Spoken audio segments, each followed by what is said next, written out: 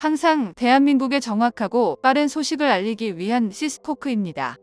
구독과 좋아요는 영상 제작에 큰 힘이 됩니다. 최근 대한민국의 KF-21 전투기를 포함해 한국형 사드인 LSAM과 세계 7번째 누리호 위성 발사까지 성공하자 얼마나 더 많은 무기 체계가 공개될지 아무도 알 수 없는 상황 속에서 한국의 방위사업청과 국방과학연구소의 행보를 전 세계에서 주목하고 있습니다. 한편 KF-21 전투기가 잠정 전투용 적합 판정 획득을 들은 서유럽과 동유럽의 여러 나라에서 한국 공군의 KF-21 전투기를 주목하고 있는데요. 실제로 폴란드를 중심으로 한 핀란드와 노르웨이, 루마니아 등의 나토 연맹 회원국들은 공중전 시 확실한 승리를 보장해 줄 수 있는 차세대 전투기 도입을 강력히 원하고 있는 상황입니다. 작년에 열린 2022 DX 코리아에서 대한민국의 KF-21 전투기가 어떤 형태의 스텔스 수준을 갖출지와 미사일 무장체계를 채택할지에 대해 매우 높은 관심을 보였는데요. 사실 당초 계획은 기존에 사용하던 미국산 장거리 공대공 미사일인 AI 암람과 단거리 전용 사이드 웨폰을 장착하는 것이었지만 이러한 계획은 단기 계획에 불과했고 장기적으로는 2030년까지 천룡 미사일과 한국형 공대공 미사일로 모든 무기체계를 국산화하기 시작했습니다. 또한 KF-21 전투기가 단계적 진화 개발을 거쳐 5세대 스텔스 전투기 혹은 궁극의 6세대의 전투기로 개량할 수 있음을 두고 설계가 되었다는 사실을 내비치기도 했는데요.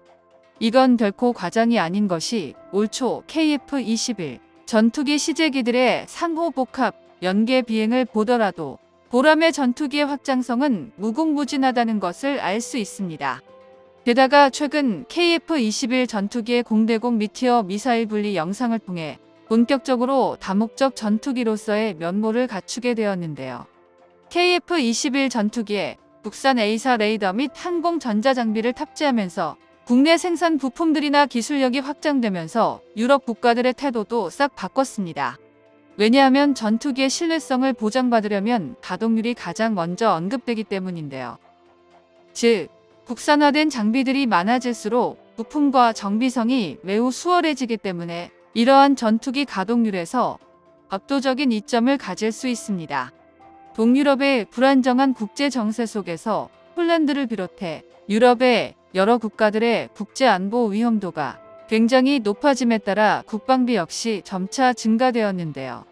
폴란드와 슬로바키아 등 동유럽 국가들이 구소련 시대의 전투기인 미그 29를 보냈는데 전쟁이 이렇게 장기적으로 될지 몰랐기 때문에 텅 비어버린 무기고를 채우기 위해서 발을 동동 구르고 있습니다. 폴란드의 FA-50 경공격기를 비롯해 한국 방산 무기들을 구매하는 선례를 지켜본 결과 미국이나 유럽연합의 늦은 속도와는 너무나도 상반된 빠른 보급 스피드에서 한국이란 나라에 신뢰가 생겼습니다. 현재 폴란드는 말할 것도 없고 유럽, 아시아, 중동 시장뿐만 아니라 미국까지도 차기 고객으로 대한민국 방산 무기를 고려하고 있다는 소문이 들려오는데요. 그런데 이러한 상황 속에서 전차 강국 독일까지 KF-21 전투기를 도입할 수 있다는 소식이 전해지고 있습니다.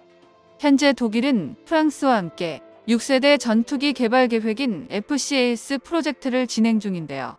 하지만 최근 FCAS 프로젝트에 금이 가기 시작했는데 여러 나라들이 참여한 가운데 프랑스가 주도적으로 추진하게 되었으나 최근 라팔 전투기가 불티나게 팔리면서 전투기 개발 프로젝트의 개발에 여유가 없어졌습니다. 게다가 항공 관련 기술력이 부족한 독일을 배제하려는 움직임도 보였는데요. 실제로 프랑스는 독일과의 협상에서 플랜 B를 언급하며 독자 개발 가능성을 암시하기도 했습니다. 이를 통해 협상의 주도권이 자신들에게 있으며 독일에게 프랑스의 우위를 인정할 것을 요구하며 소위 갑질을 했는데요.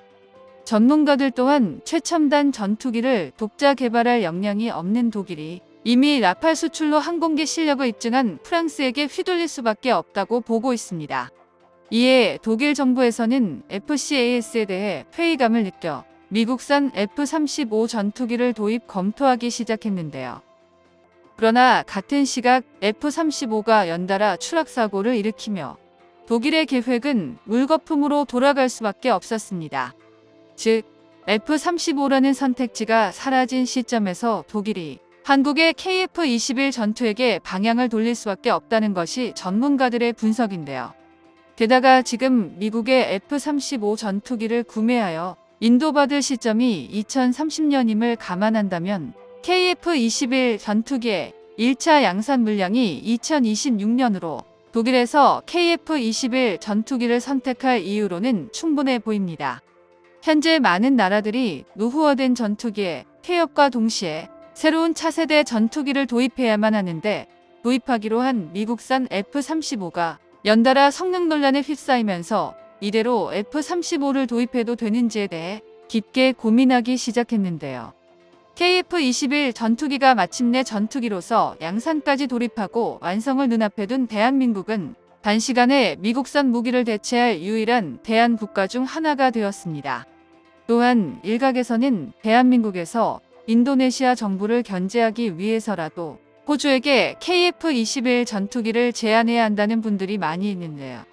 모두가 알다시피 호주와 인도는 100년 동안 꾸준히 첨예한 갈등을 빚고 있는 나라이기 때문인데 쉽게 설명하자면 인도네시아와 호주는 한국과 일본만큼 사이가 안 좋습니다. 만약 한국산 KF-21 전투기가 호주에 수출된다면 인도네시아는 매우 곤란한 상황에 직면하게 되는데요. 현재 인도네시아 정부에서는 KF-21 전투기에 대한 공동개발 국가로서의 지위도 간당간당한 상황인지라 호주에 KF-21 전투기를 판매하기 시작한다면 인도네시아에 대한 좋은 견제가 될 것으로 예상됩니다. 대규모 해외 수출을 연속적으로 성공하지 못한다면 KF-21 전투기의 양산 단가가 높아질 가능성도 있어 마냥 인도네시아를 배려할 수도 없기 때문에 수출에 대한 논의가 나오면 반드시 계약을 체결해야 규모의 경제를 달성할 수 있습니다. 현재 KF-21 전투기의 시험기체 총 6대를 모두 생산이 완료가 되었으며 CJ-6호기의 시험 비행을 눈앞에 두고 있는데요. CJ-6호기는 CJ-4호기처럼 복좌형으로 되어 있으며 지상에서 장비 및 기계 장치들을 최종적으로 테스트 중입니다. 한국항공우주산업카이는 KF-21 전투기가 양산 절차에 돌입하면서 해외 수출을 위한 플랜 역시 계획 중인데요. 실제로 많은 나라들이 전투기 계약을 위한 문의와 관심이 집중되고 있는 만큼 양산이 시작되면 1차 생산 물량을 늘리기 위해 KF-21 생산 공장을 4배 더 증설하고 있습니다. 전 세계에서 동급 기체에서 최고 스펙을 갖추었다는 KF-21 전투기가 많은 관심을 가지고 있는 만큼 양산까지 잘 마무리되고 해외 여러 나라들의 수출을 달성해 대한민국이 방산 선진국으로 우뚝 솟아오르길 응원합니다. 정보가 도움되셨다면 구독과 좋아요 부탁드립니다. 이상 시스코크입니다.